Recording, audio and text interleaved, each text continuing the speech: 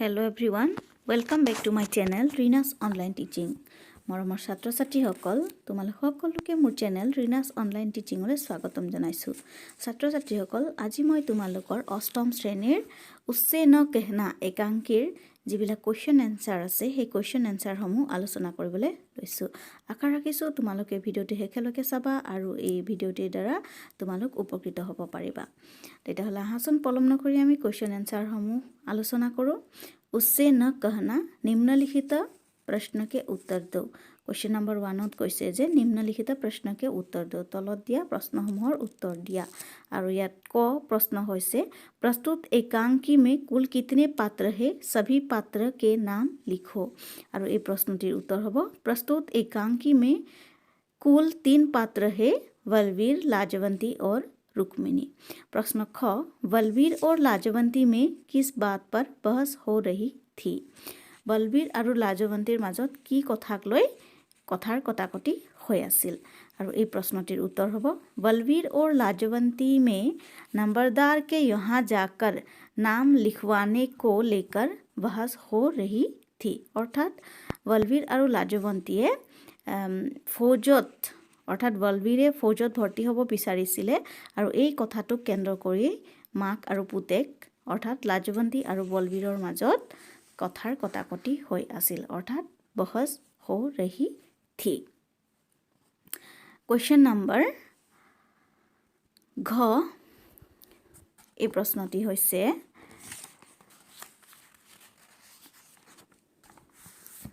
लाजवंती बलवीर को फौज में भर्ती होने से क्यों रोक रही थी। और ये प्रश्नटिर उत्तर होइसे लाजवंती का पति फौज में था और वो फिरंगी की लड़ाई में शहीद हो गया था।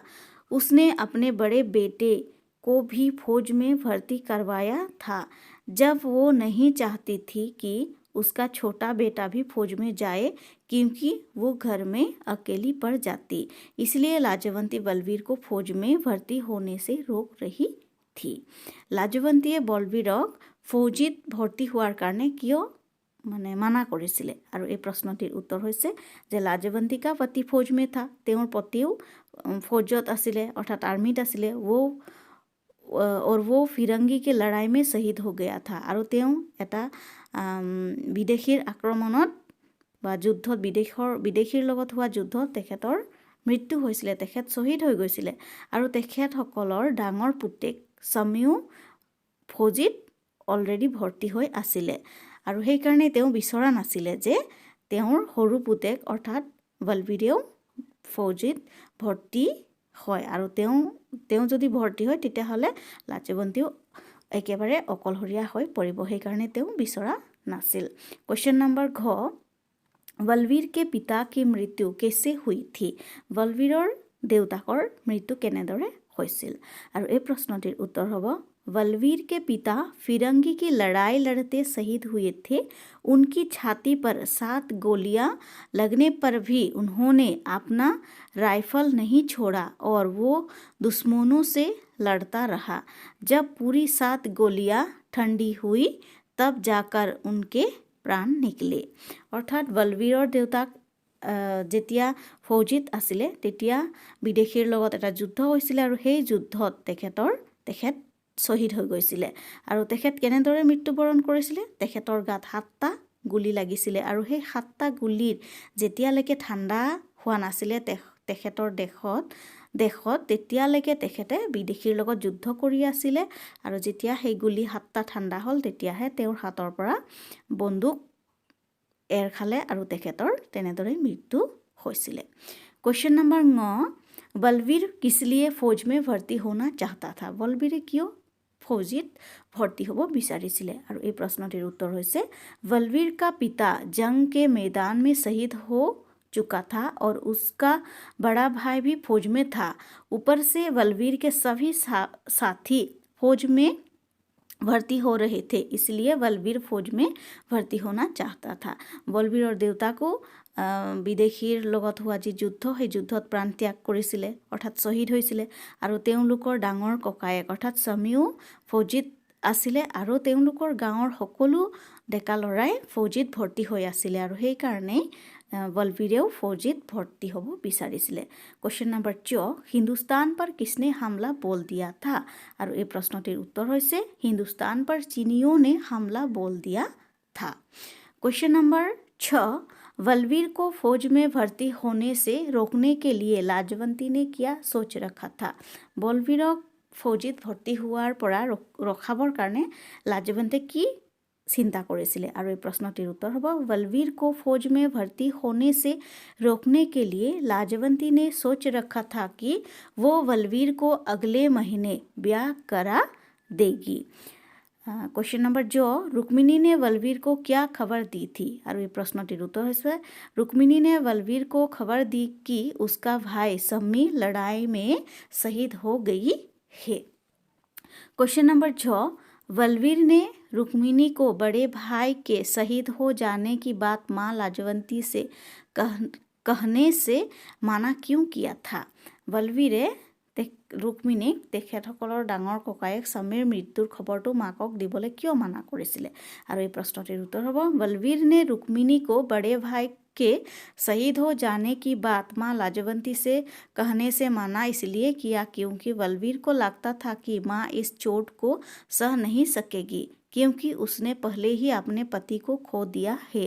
अब समी का शहीद होना वो नहीं सह सकेगी অৰ্থাৎ তেখেতৰ মাকে আগতেই তেখেতসকলৰ দেউতাকক শ্বহীদ হৈছিলে আৰু সেই দেউতাকক হেৰুৱাইছিলে গতিকে তেওঁৰ ডাঙৰ পুতেক সমীৰো যে তেনেদৰে মৃত্যু হ'ব এই কথাটো হয়তো মাক লাজৱন্তীয়ে সহ্য কৰিব নোৱাৰিব সেই বুলিয়েই বলবীৰে তেখেতসকলৰ তাই ৰুক্মিণীক কৈছিলে যে এই কথাটো যাতে লাজৱন্তীক নকয় আৰু সেই কাৰণে আমাৰ এই যি একাংকী সেই একাংকীৰ নামো ৰখা হৈছে উছে ন कहना আৰু এই নাম অনুসৰিয়েই এনেদৰে ঘটনাটো আগবাঢ়িছে যে ৰুক্মিণীয়ে লাজৱন্তীক যাতে কথাটো নকয় আৰু কাৰণ তেখেতে এনেকুৱা এটা যি সুখ সেই সুখ তেওঁ সহ্য কৰিব নোৱাৰিব। क्वेश्चन नंबर 9 लाजवंती कुएं पर पानी भरने जाकर क्या कर आई थी। लाजवंतीয়ে পানী আনিবলৈ গৈ কি কৰি থৈ আহিছিলে আৰু এই প্ৰশ্নটিৰ উত্তৰ হ'ব लाजवंती कुएं पर पानी भरने जाकर बलवीर का नाम नंबरदार के यहाँ लिखवा आई थी।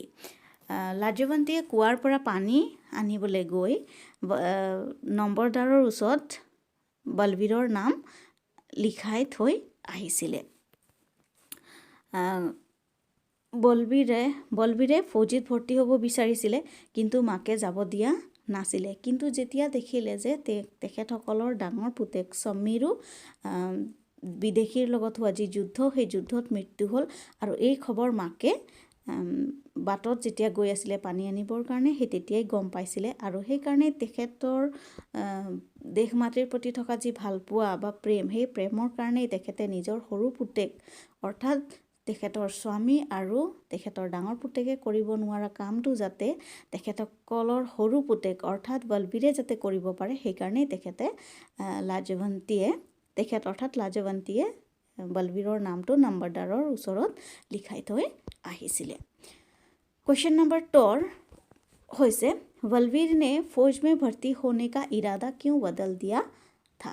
बलवीरे फौजीत भर्ती হোৱাৰ যি ইচ্ছা সেই ইচ্ছা কি কাৰণে বদলি কৰি दिसिले और ये प्रश्नটির उत्तर होगा बलवीर ने फौज में भर्ती होने का इरादा इसलिए बदल दिया क्योंकि उसकी माँ ने पति और बड़े बेटे को खो दिया था और अगर वो भी फौज में भर्ती हो जाता है तो उसकी माँ अकेली पड़ जाती।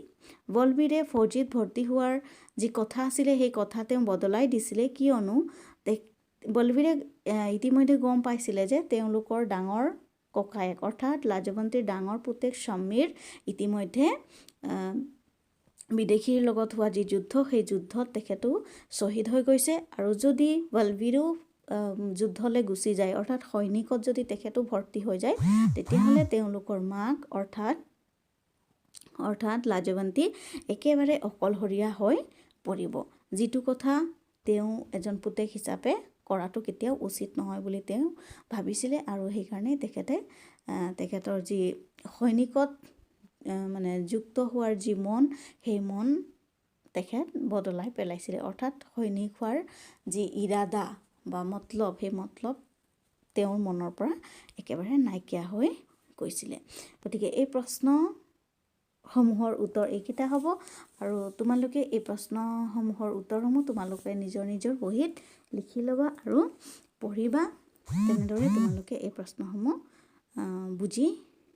বুজিবলৈ চেষ্টা কৰিবা গতিকে মই আজি এইখিনিয়ে দিলোঁ বাকী নেক্সট ক্লাছত বাকীখিনি দিম গতিকে মোৰ ক্লাছসমূহ এটেণ্ড কৰি থাকিবা থেংক ইউ